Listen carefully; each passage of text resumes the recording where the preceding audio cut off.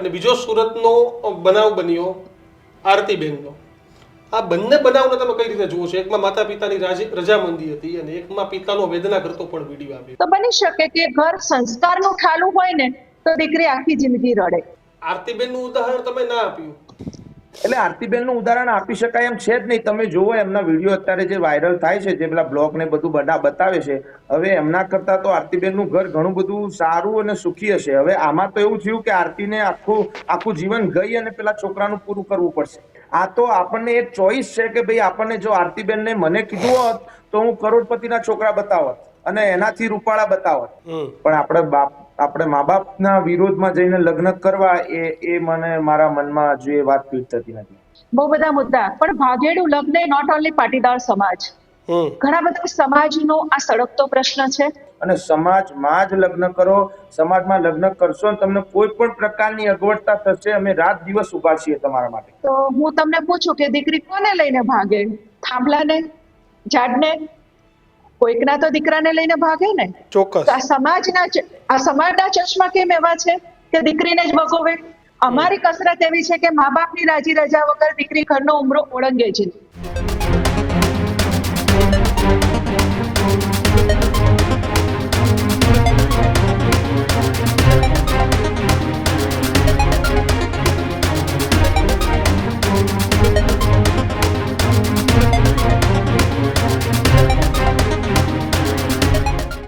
નમસ્કાર, વિશેષ રજૂઆત ગર્જનાત સાથે હું કિશન કાટેલિયા આપનું હાર્દિક સ્વાગત કરું છું અને હું છું દીક્ષિત ઠકરાર.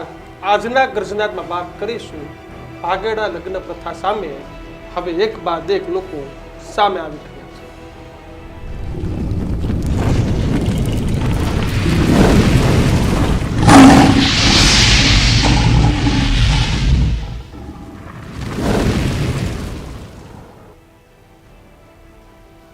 ભાગીને જે દીકરાઓ લગ્ન કરે છે, શું એ કાયદો અથવા બંધારણ બનાવવાથી અટકી જશે? સરકાર એ ખૂબ જલ્દી એમાં નિર્ણય પણ લાવી રહી.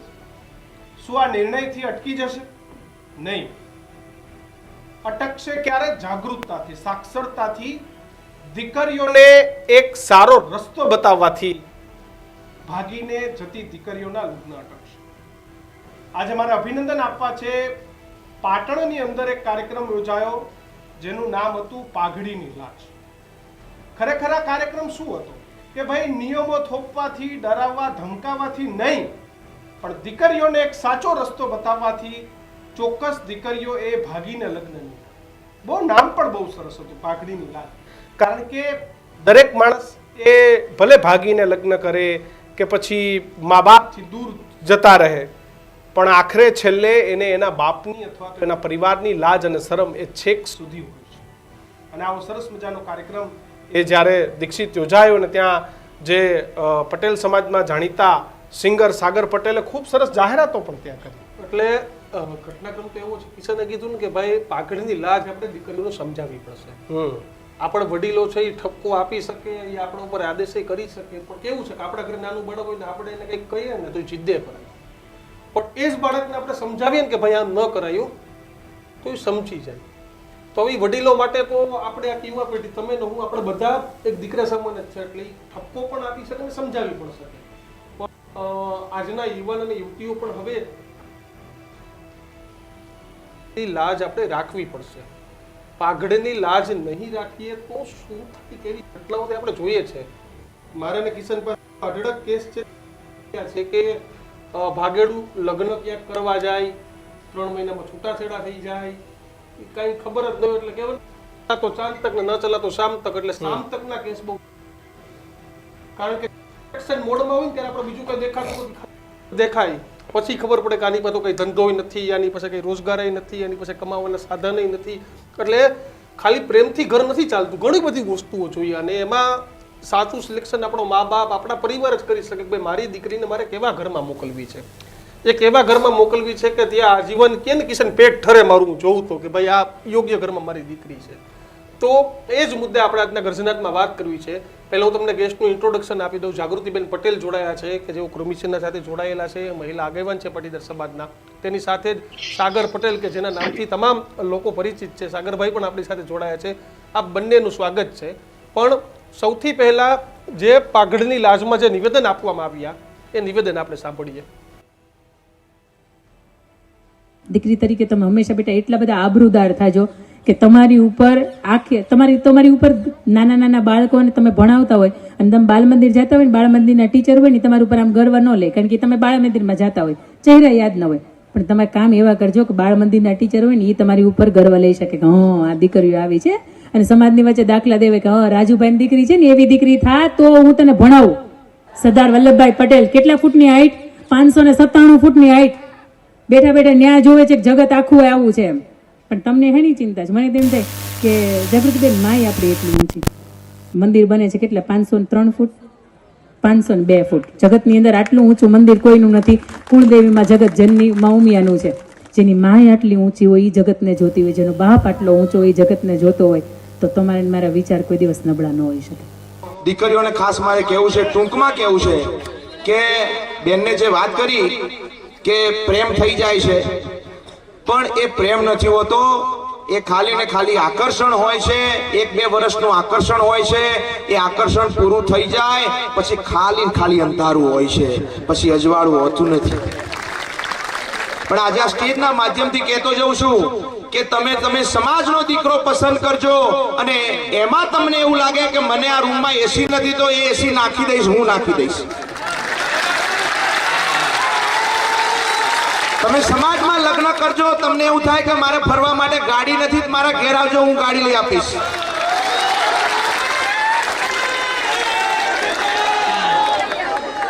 પણ પસંદ કરજો તો આપણા સમાજના દીકરા પસંદ કરજો.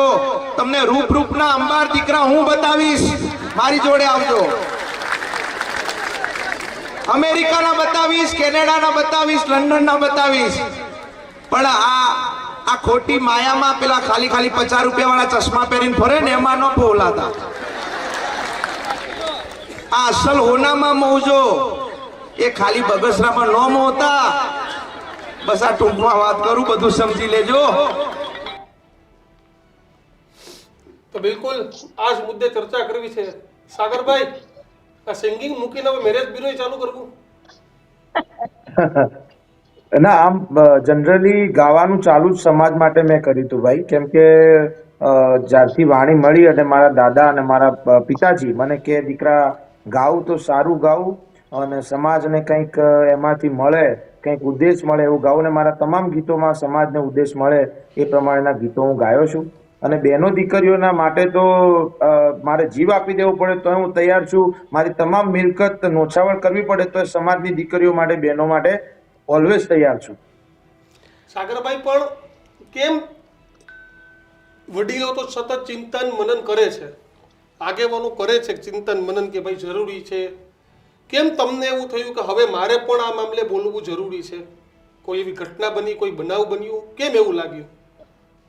હા, ઘણીવાર એવા ડિસિઝનો આપણી સમાજની દીકરીઓ લેતી હોય છે જે આપણને ગમતા નથી હોતા. કેમ કે એક આપણે જાતે વિચારીએ કે એક જે સમાજના જે વાડા છે, જે વર્ષોથી આપણા ભગવાન અને પછી પારંપરિક રીતે જે આવતા છે એ પ્રમાણે આપણે એમાં રહેવું જોઈએ. વર્ણના વાડામાં આપણે રહેવું જોઈએ. કોઈ પણ સમાજનો આપણે વિરોધ નથી, બધા સમાજને આવકારીએ છીએ, સ્વીકારીએ છીએ.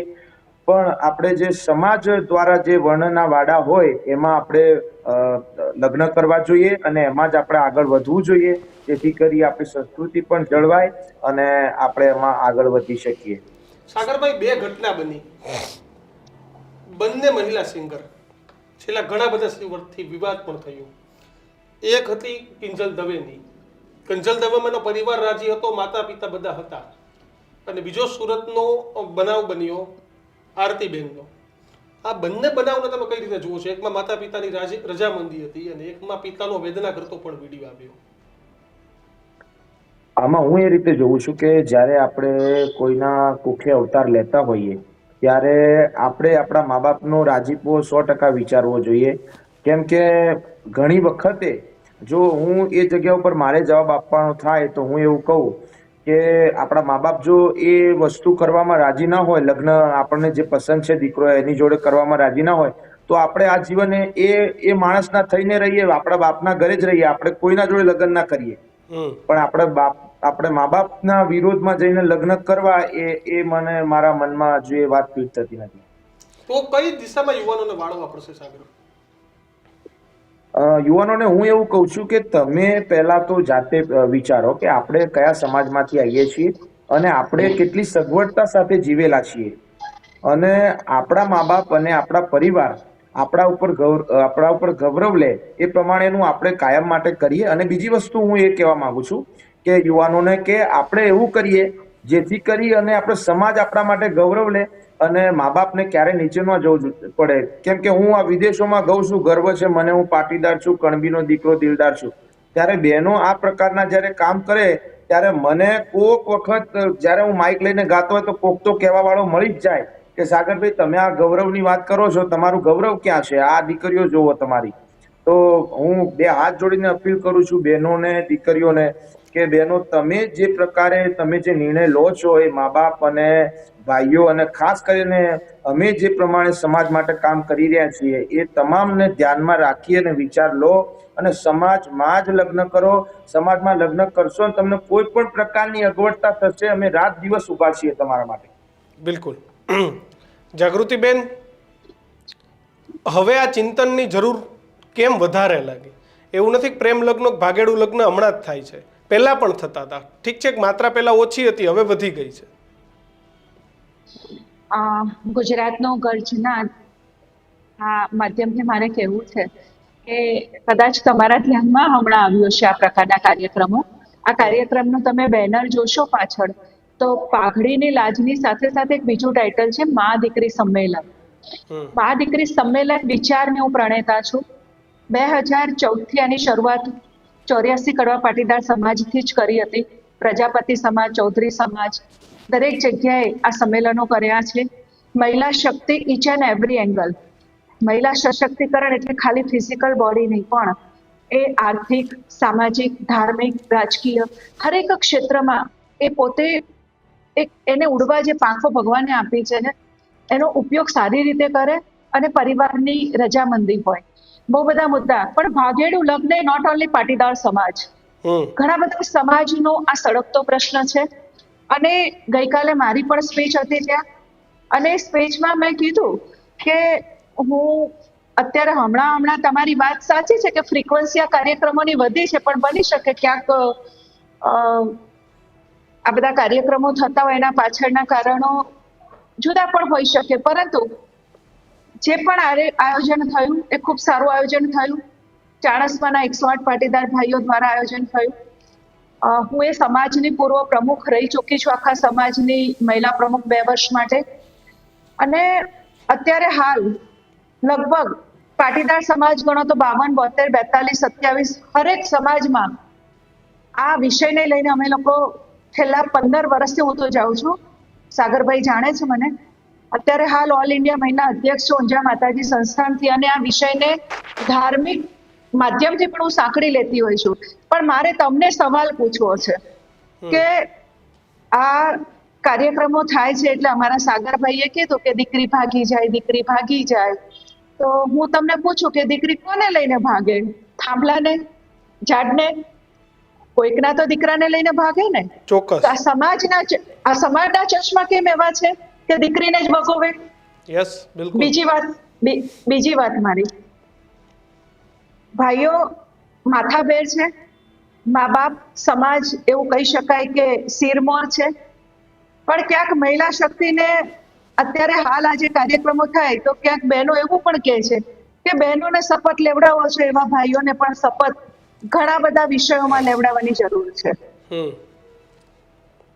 બની શકે કે વ્યસન મુદ્દો હોય કે બીજા ઘણા બધા મુદ્દાઓ હોય, અને દીકરી ભાગી જાય અને મા બાપની રાજી રજા વગર આંતરજ્ઞાતીય લગ્ન થાય તો એમાં બહુ મોટો ફરક છે. હું તમે જે બંને સિંગર બહેનોની વાત કરી એ વિશે હું તમને પ્રકાશ પાડું કે એક કેસમાં એવું છે કે મા બાપની રાજી રજા નથી, જ્યારે કિંજલબેનના કેસમાં એવું છે કે આખો પરિવાર એની પડખે છે, મા બાપ સામે પક્ષે, બંને પક્ષે. અને એ દીકરીએ એવું કહેવાય કે સણસણતો જવાબ પણ આપ્યો કે જે લોકોને 5-25 રૂપિયા કમાવાની તાકાત નથી એ લોકો ટીકા કરે, અને એ લોકો કેમ જીવવાનું?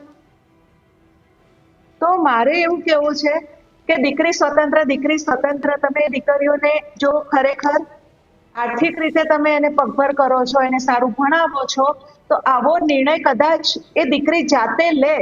પણ અમે જે કસરત કરી રહ્યા છીએ મા દીકરી સંમેલન કે પાઘડીની લાજ દ્વારા, એ અમારી કસરત એવી છે કે દીકરી ભાગે જ નહીં. અમારી કસરત એવી છે કે મા બાપની રાજી રજા વગર દીકરી ઘરનો ઉમરો ઓળંગે જ નહીં.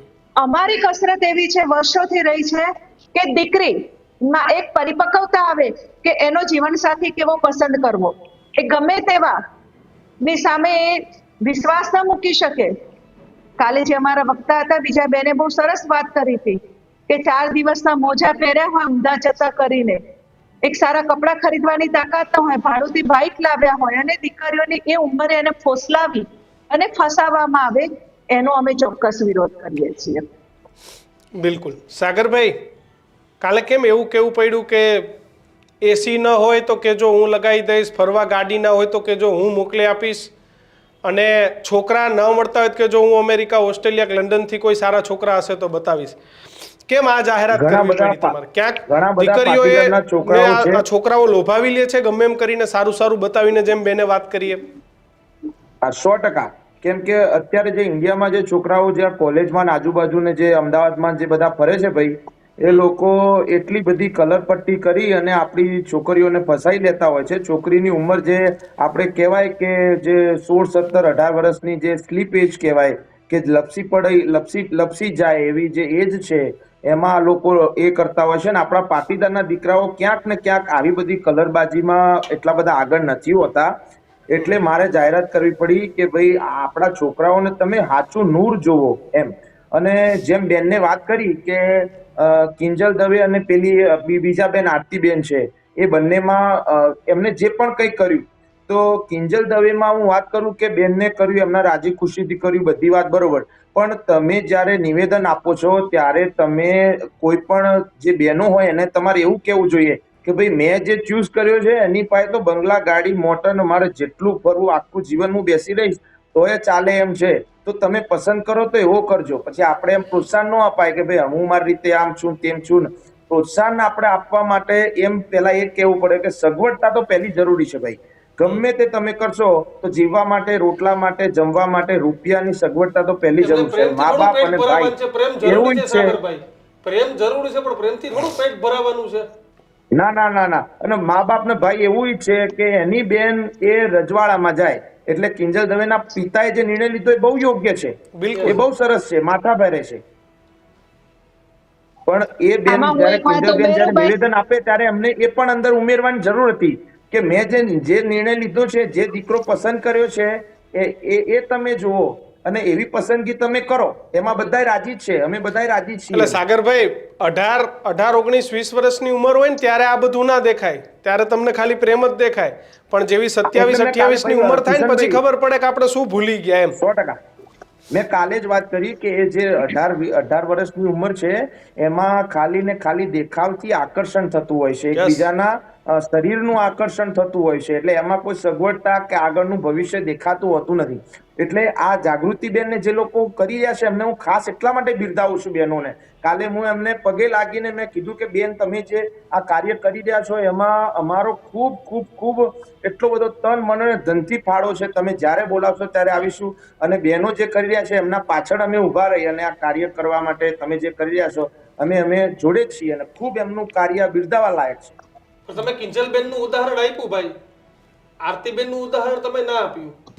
એટલે આરતીબેન નું ઉદાહરણ આપી શકાય એમ છે જ નહીં. તમે જુઓ એમના વિડીયો અત્યારે જે વાયરલ થાય છે, જે પેલા બ્લોગ ને બધું બતાવે છે, હવે એમના કરતા તો આરતીબેન નું ઘર ઘણું બધું સારું અને સુખી હશે. હવે આમાં તો એવું થયું કે આરતીને આખું જીવન ગઈ અને પેલા છોકરાનું પૂરું કરવું પડશે.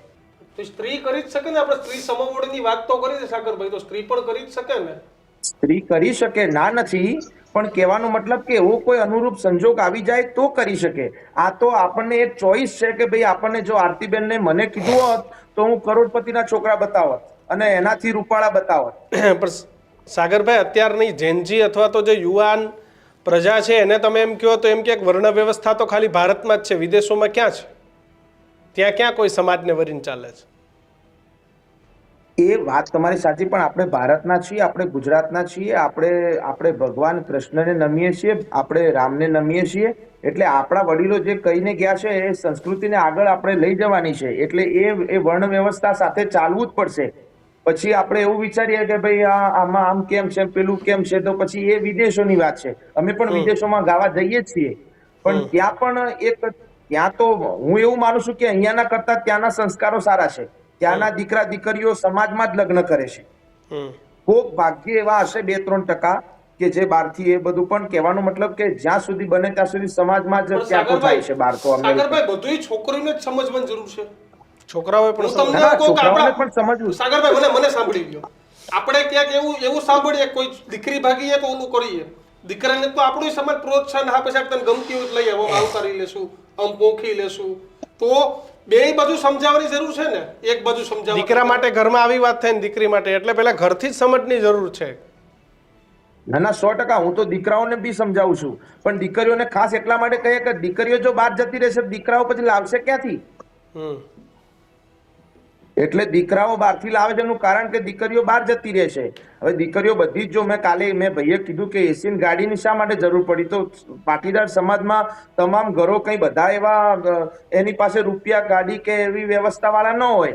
એટલે પણ જો છોકરો સારો હોય ને એની ઘરે વ્યવસ્થા ન હોય તો મને જાણ કરજો, તો મેં કીધું હું વ્યવસ્થા કરી આપીશ, પણ તમે આપણા સમાજમાં જ રહેજો. મારે કહેવાનો મતલબ એ હતો કાલનો. બેન તમે કઈ કહેતા હતા જાગૃતિ બેન? હા, એટલે વાત મારી એ હતી કે આજે ભાઈનો હું સપોર્ટ કરું છું. હું સાગરભાઈ જે વાતો કરીએ કે આરતીબેન, કારણ કે આર્થિક પાસું પણ મજબૂત હોવું જોઈએ. એટલે અમે જે પાયાથી મા દીકરી સંમેલનમાં એવું શીખવાડીએ છીએ દીકરીને કે તમે એવા ઘર પર વિશ્વાસ નહીં મૂકો, ખાલી ફાઇનાન્શિયલ પાસું પણ નહીં જુઓ. આજે આર્થિક પાસું તો કદાચ કાલે મજબૂત થાય, પણ સંસ્કાર વગરનું પાત્ર જો શોધશો, ખાલી ને ખાલી અત્યારની એક કહેવાય ને કે આભા પ્રતિભા જોઈને, અત્યારની એકદમ ચમક રોનક જોઈને પસંદ કરો, તો બની શકે કે ઘર સંસ્કારનું ઠાલું હોય ને તો દીકરી આખી જિંદગી રડે. બીજી વસ્તુ મારે એક એવી છે કે આરતીબેનના કેસમાં ચાલો કદાચ તમે કીધું કે ભાઈ બહેનો કેમ પુરુષ સમોવડી છે, ના કમાય, પુરુષ સમોવડી કમાય બહેનો, પણ હજુ પણ આપણો જે સમાજ છે ને પુરુષ પ્રધાન છે, હું ક્યારેય નથી કહેતી, પણ એક માનસિકતા સમાજની એવી છે કે સ્ત્રી પુરુષ કરતા ઘરમાં વધારે કમાતી હોય, એનું સ્ટેટસ ઊંચું હોય, તો ક્યાંક ને ક્યાંક એ લઘુતા ગ્રંથિથી પીડાય અને એ લગ્ન જીવન લાંબુ ટકે નહીં, અને ક્યાંક ને ક્યાંક એ માનસિક રીતે પીડાઈને ઝઘડાનું કારણ બને.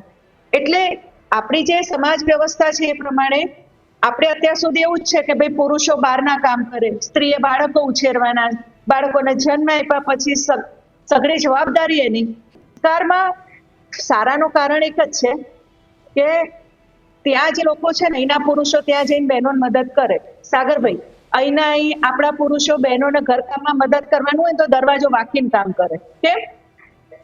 તમે જો અભણ બહુ લાવવાના હોવ તો વાંધો નથી, પણ આજે બધાને ભણેલી દીકરી જોઈએ છે, ભણેલી પુત્રવધુ જોઈએ છે, અને પોતાના પુત્રને કેળવવો નથી. આ ક્યાંનો ન્યાય? તમારે લોટ ખાવો છે અને ફૂંક મારવી છે, ના ચાલે. અને બીજી વસ્તુ, આ માધ્યમ મારે ગુજરાતના ગર્જનાથના માધ્યમથી કહેવું છે કે એ 84 કડવા પાટીદાર સમાજ હોય કે અન્ય પાટીદાર જ્ઞાતિ હોય કે અમારા સાગરભાઈ હોય, ચોક્કસ દીકરીઓની અછત છે, જેન્ડર રેશિયો આપણે કહીએ છીએ, અને જબરદસ્ત તાણ છે દીકરીઓની, પણ અમારો સમાજ આંતરજ્ઞાતીય લગ્નનો વિરોધી નથી જ. અમારો સમાજ એનો વિરોધ કરે છે કે જે મા બાપની રાજી રજા વગર ઘરનો ઉમરો ઓળંગીને જાય છે. મા બાપ રાજી હોય એવા કેસમાં તો ઘણા લગ્ન થતા હશે ભાઈ. ચોક્કસથી સાગરભાઈ, મંજૂરી જરૂરી છે, પણ એ બંને બાજુ હોવી જોઈએ. મેં એ જ કીધું, બેન પણ એ જ કહે છે.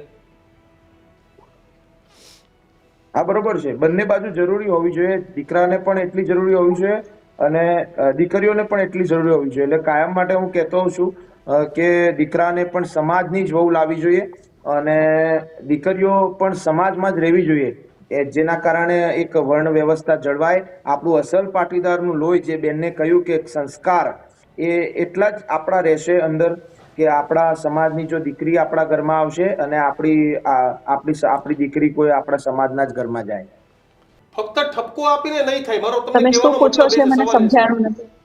મારો સવાલ એ છે કે ફક્ત ઠપકો હા, આપીને નહીં કોઈ થાય. પણ વસ્તુ છે સમજાવવી પડશે. નહીં.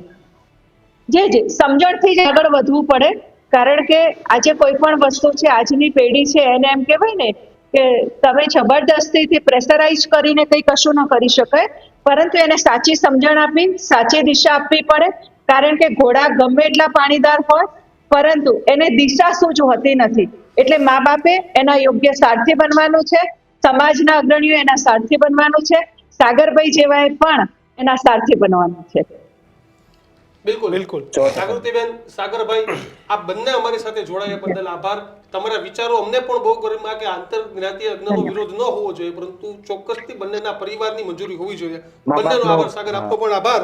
તો બસ આ જ પ્રકારની વાત છે કે જે પ્રમાણે જે ઘટનાક્રમ ગુજરાતમાં છેલ્લા ઘણા સમયથી થઈ રહ્યો છે, એક પહેલા પાટીદાર સમાજ, ત્યારબાદ ક્ષત્રિય, આયર, કોળી સમાજ, અલગ અલગ તમામ સમાજો, ઠાકોર સમાજ, રબારી સમાજ, કેવા સમાજના બંધારણ પર બનાવી રહ્યા છે. આપણે એવું નથી કહેતા કે આપણે લોકશાહીમાં નથી જીવતા, સ્વતંત્રતા હોવી જોઈએ, પણ એટલી પણ નહીં કે જેના કારણે આપણે જે ઘરમાં જન્મ લીધો છે, જે માના કુખે જન્મ લીધો છે, એ માને ફરી એક વખત વેદના સાંભળવી પડે, સહન કરવી પડે.